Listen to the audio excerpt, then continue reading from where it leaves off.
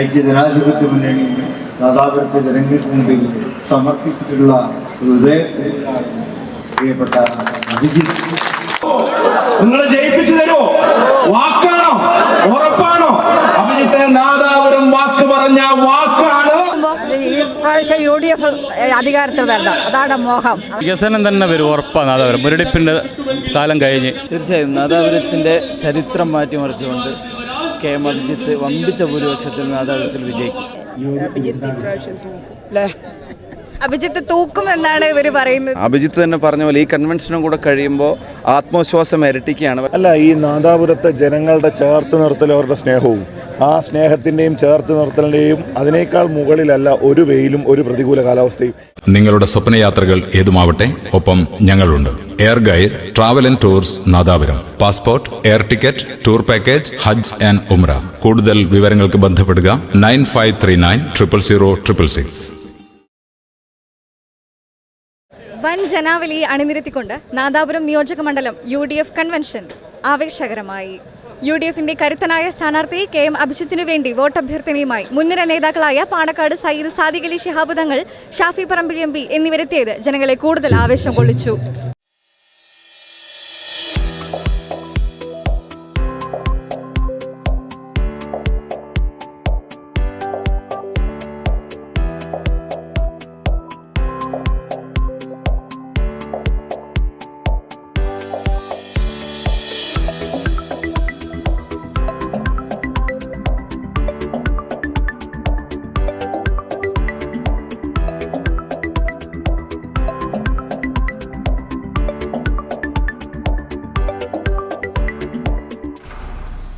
നാദാപുരം നിയോജക മണ്ഡലത്തിന് പുതിയ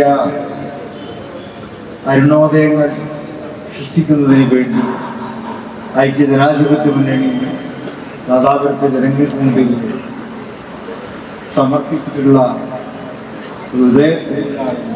പ്രിയപ്പെട്ട അഭിജിത്ത് എന്ന് പറയുന്നതിൽ ഏറെ സന്തോഷവും ചാരിതാർത്ഥ്യവും. അതുപോലെ തന്നെ നാദാപുരത്തെ സാധാരണക്കാരായിട്ടുള്ള ആളുകൾ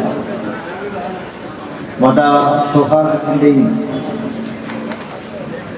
സഹിഷ്ണുതയുടെയും സഹവർത്തിത്വത്തിൻ്റെയും ഒക്കെ വക്താക്കളാണ്. നാദാപുരത്തുകാരുടെ മറ്റൊരു പ്രത്യേകത എന്നുള്ളത് ലോകത്ത് ലോകമെങ്ങും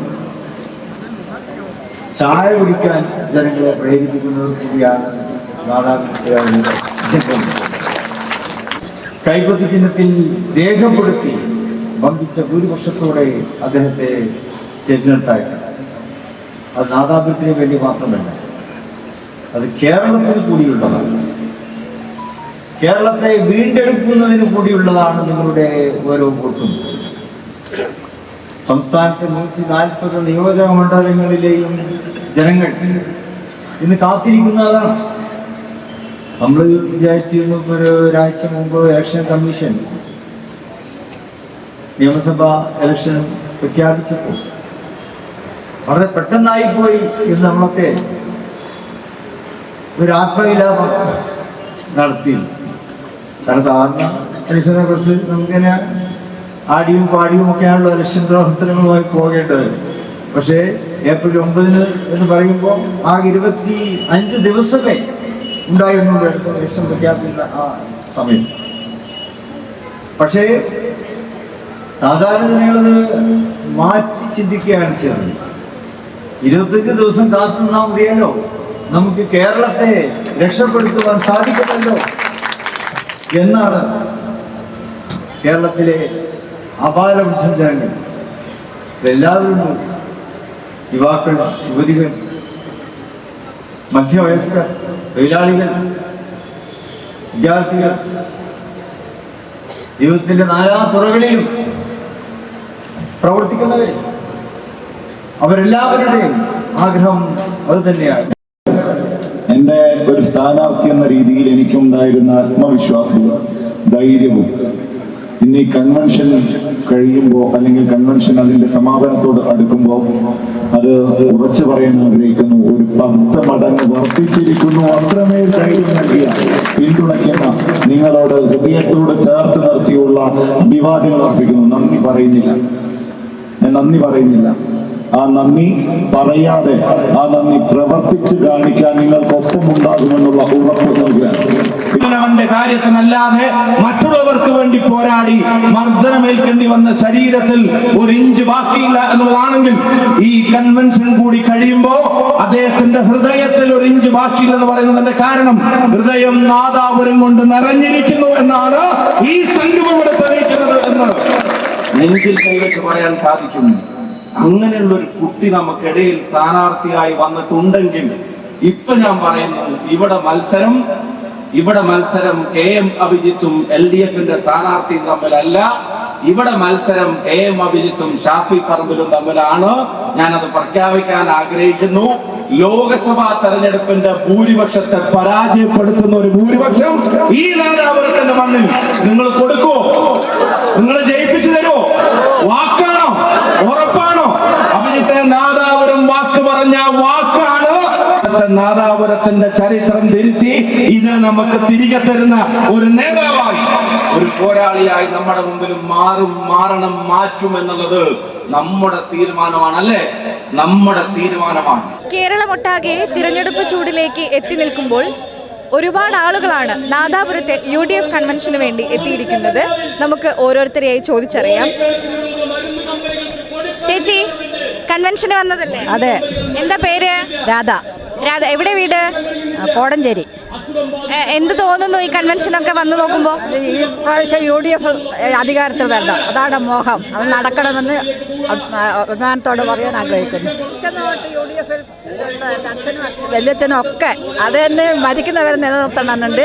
അതല്ലാണ്ട് എന്തെങ്കിലും അതിൽ അഭിപ്രായ വ്യത്യാസത്തിന്റെ വോട്ടിന് പോവില്ല, വേറെ ആർക്കും വോട്ടും ചെയ്യില്ല. UDF അധികാരത്തിൽ വരണം. ഒരുപാട് കാലങ്ങളായിട്ട് നാദാപുരം നിയോജക മണ്ഡലത്തില് ഇടതുപക്ഷമാണല്ലോ ഭരിച്ചുകൊണ്ടിരിക്കുന്നത്. അപ്പം ഇപ്രാവശ്യം എന്താ തോന്നുന്നത്? അത് UDF വരണമെന്ന് തന്നെ ആഗ്രഹിക്കുന്നു. ഒരു ശക്തനായ ഒരു സ്ഥാനാർത്ഥി തന്നെയാണല്ലേ? അതെ അതെ ആണ്. ചെറുപ്പക്കാർ വരട്ടെ എന്നുള്ളൊരു ആഗ്രഹമാണോ? KM അഭിജിത്തിനെ പോലെയുള്ള ചെറുപ്പക്കാരെ തന്നെ വരട്ടെ? ചെറുപ്പക്കാർ വരണമല്ലോ, എന്നാലല്ലേ അവർക്ക് ആവേശം ഉണ്ടാവും. അവർക്ക് സ്ഥാനം കൊടുക്കണം, അവരുണ്ടാവണം, അതാണ് ആഗ്രഹം. അതിന് പിന്നിൽ ഞങ്ങൾ ഉണ്ടാവും എപ്പോഴും. ചേട്ടന്റെ പേരെന്താ? ഇവിടെ നാദാപുരം തന്നെയാണോ? നാദാപുരം. ഇപ്രാവശ്യത്തെ ഒരു തെരഞ്ഞെടുപ്പിന് വളരെ ശക്തനായിട്ടുള്ള ഒരു സ്ഥാനാർത്ഥിയെ തന്നെയാണ് UDF നേതൃത്വം നാദാപുരത്ത് കൊണ്ടുവന്നിട്ടുള്ളത്. അപ്പോൾ KM അഭിജിത്തിനെ പോലെ വളരെ ചെറുപ്പക്കാരനാണ്, വളരെ ഊർജ്ജസ്വലനായിട്ടുള്ള ഒരു നേതാവ് വരുമ്പോൾ എന്ത് പ്രതീക്ഷയാണ് തോന്നുന്നത്?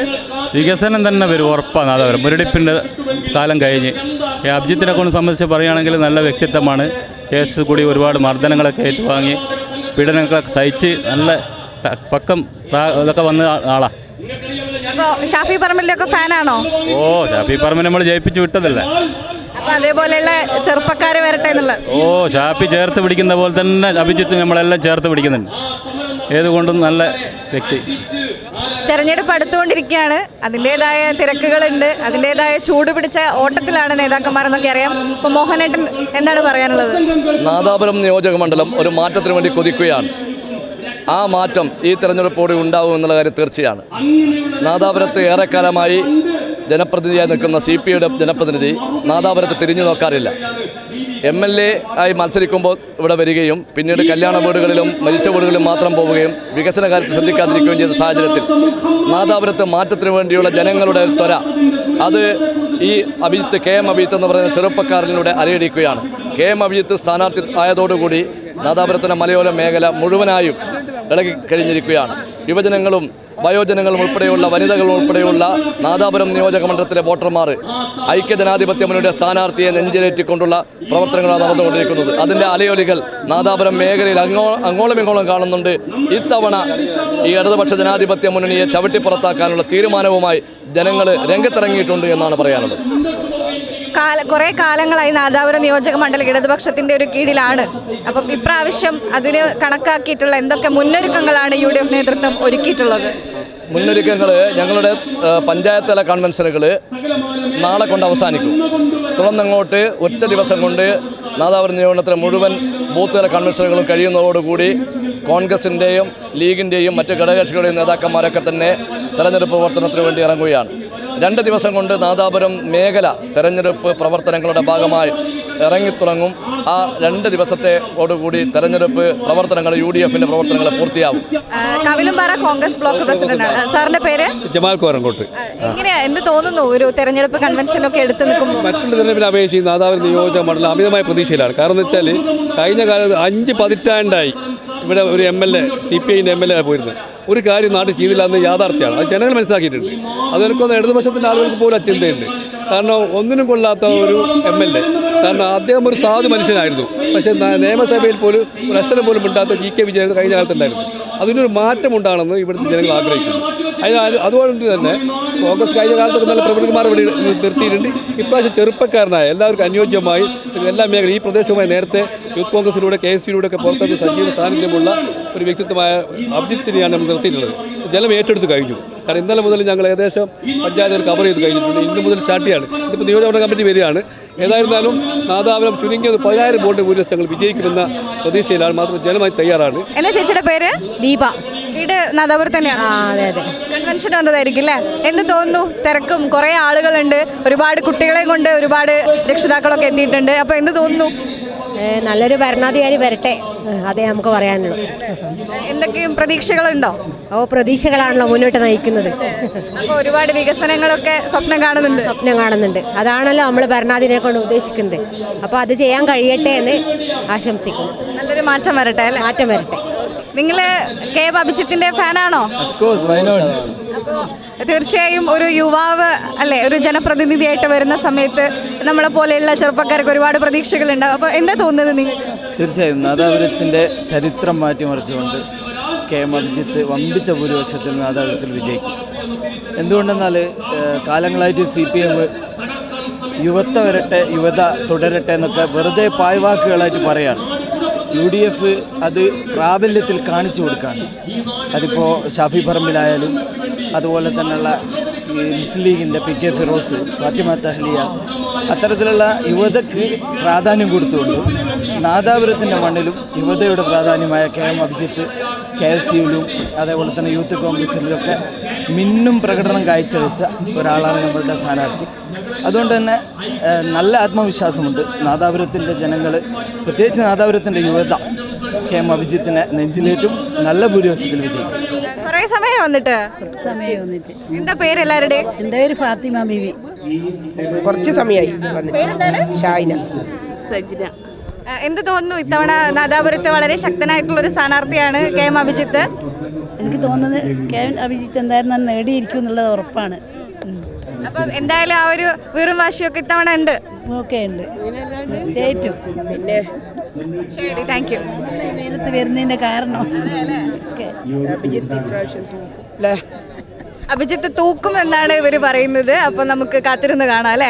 ആയിട്ടുള്ളൊരു തെരഞ്ഞെടുപ്പിലേക്കാണല്ലേ കേരളം. അതിലുപരി ആവേശമാണ് നാദാപുരത്ത്.